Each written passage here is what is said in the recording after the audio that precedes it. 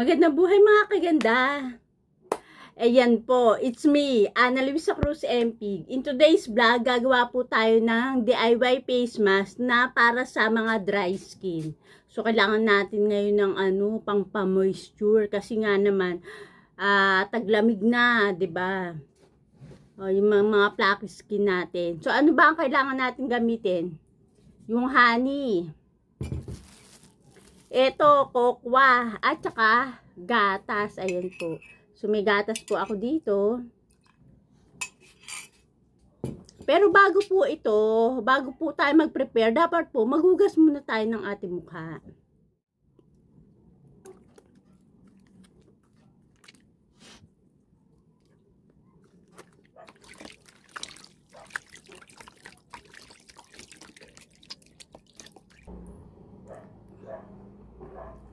Pat natin tubig.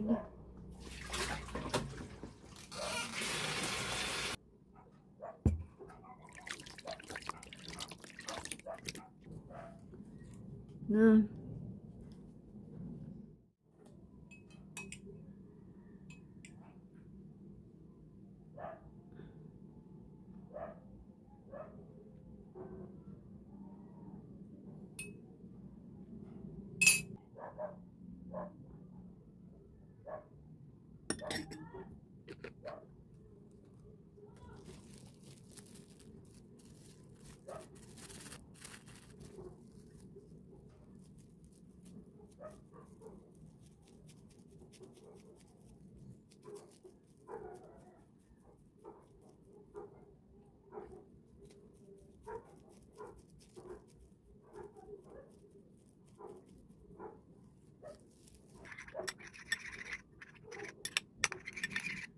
Na po yung ating nagawang face mask. Ayan siya.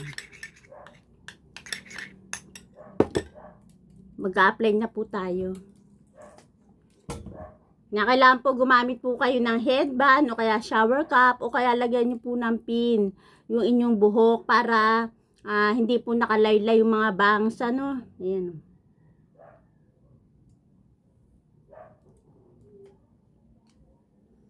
Okay.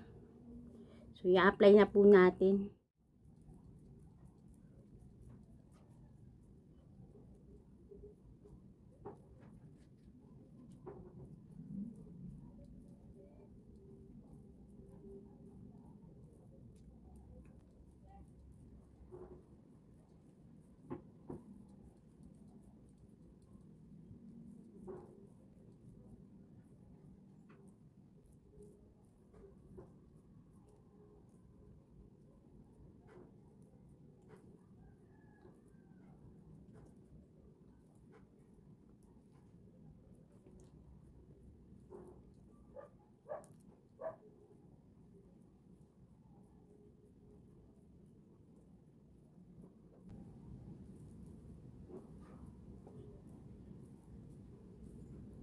So, may pahid natin.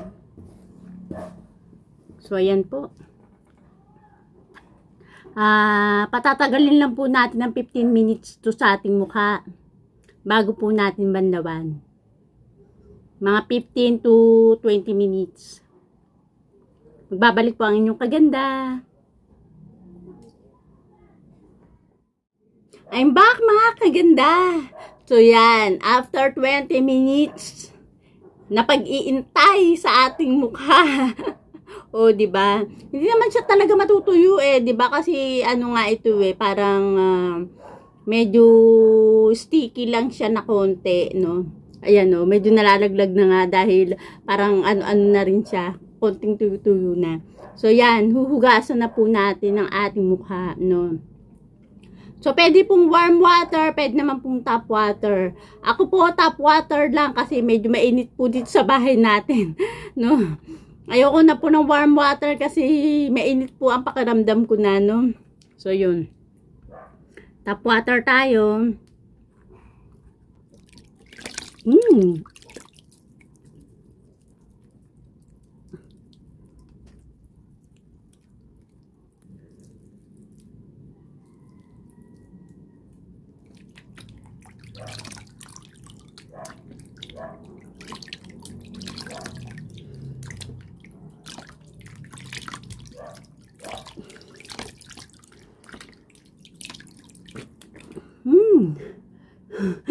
Grabe, oh. Feeling fresh ng aking pakaramdam. Yan.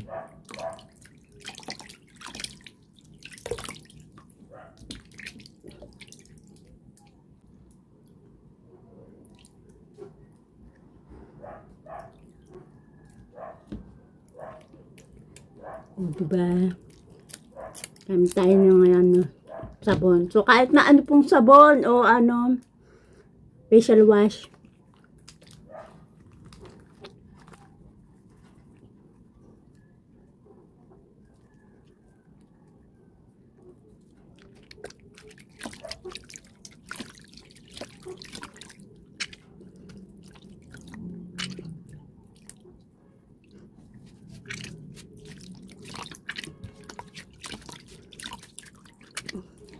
Palitan natin yung tubig kasi tignan nyo. Ang dumi na.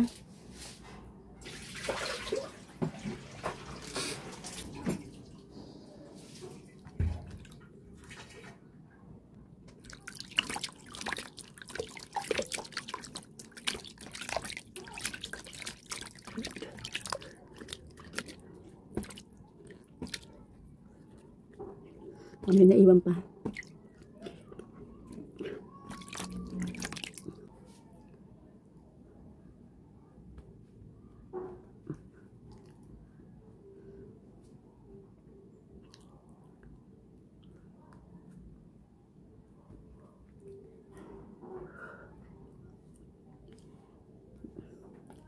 Na-refresh ang aking mukha. O, diba? Ito pong DIY na face mask na to na may gamit ng kokwa. First time ko lang po itong gamitin. Kasi kalimitan nga po ang ginagamit ko talaga yung milk and calamansi. O kaya naman honey and coffee. Yan talaga yung talagang paborito ko po na DIY na face mask noong pa man. Bata pa man ako kasi sa nanay ko pa lang, gatas at kalamansi na talaga yung pinagagamit niya sa akin. Kapag kami mga pimples ako, kaya ano. Ito po, na-search ko lang naman po kasi dumaan po sa aking wall habang nagsisearch ako sa Google. No? Kasi mahilig din po ako mag-search sa mga Google. At saka alam nyo na, magpapasko din, mahilig tayo sa mga tsokolate, di ba? O kaya yung mga gumagawa ng champurado. So yun, meron po dito sa aming kokwa na ano, natira.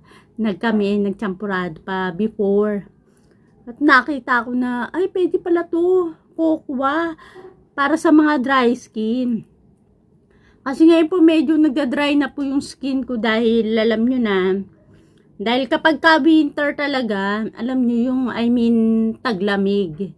May mga flaky skin po ako dito sa may gilid ng labi. Parang, alam nyo, nagbabalat-balat siya yung skin ko. Nagkakrak-krak siya dito, ganyan, dito sa may ilong. Ayan, so, tinry ko to. Ay, ang ganda pala talaga, oh. First, gamit ko pa lang po ngayon. First, use ko pa lang. Napifeel ko na talaga na ano po yung aking mukha, 'di ba? Moisturizer din kasi siya. At saka hindi niyo po na itatanong, ang cocoa powder po is antioxidants din, no? So yung mga toxins po natin sa ating skin, yun. Mai-eliminate po siya, no? So, kung kayo po ay first time user po ng DIY na to, siguro mas maganda is 1 times a week lang po muna ang gawin nyo. Diba? Para po maobserbahan nyo po muna kung maganda po sa balat ninyo itong cocoa powder. Yung pong milk naman po, alam naman po natin na talagang very po yung milk sa ating mukha. Pero kung kayo po may mga allergy po sa tsokolate, 'di ba? May mga tao pong ganun, may allergy sa tsokolate na kapag nagkakaroon ng mga kati-kati, 'di ba? So 'yun. I-try niyo po muna, no? At dinamihan ko po yung aking paggawa kasi nga po, iniisip ko nga po pwede kong gamitin din siya sa ibang parte ng katawan ko, no? Pero usually po, kung kayo po gagawa, so konti lang po munang gawin niyo. no? Para hindi naman po sayang, no? Mga kalahating kutsarita kami, wala kasi kami kutsarita.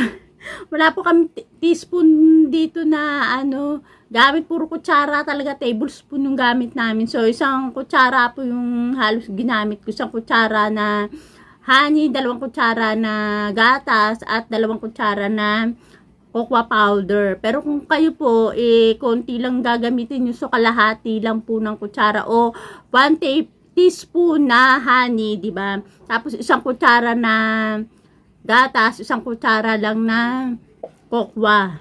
So yun po. Pwede na maging yun, tsokolate. Ang ganda.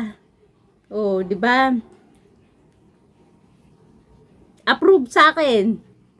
Ayan po, kung nagustuhan nyo po ang video na ito, huwag nyo pong kakalimutang i-like at subscribe na rin po ang aking channel, Ana Luisa Cruz MP. At para naman po ma-update po kayo sa mga susunod ko pa pong mga DIY beauty remedies o solution sa ating mga skin problems, i-click nyo na po ang notification bell. Maraming salamat po. Bye!